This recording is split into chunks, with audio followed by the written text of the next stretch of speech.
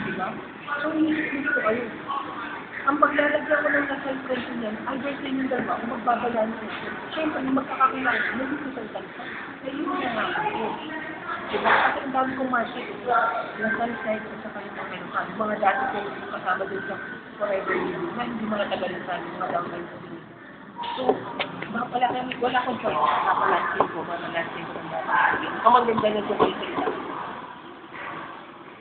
Tulong kayo sa isa. Kaya kung ako sa'yo, tama ka sa amin mamaya, isipin mo namin sa ibig, walang mawawala. Isipin mo, hintayin ko lang yung March, magkalo ko kami sa AJ, hindi ba yung birthday? Wala yung time. Di ba? Hindi ko sila nagawin. Ganun lang. Pero ang sasabihin ko sa'yo, naku, hindi yung ano yung 8-9?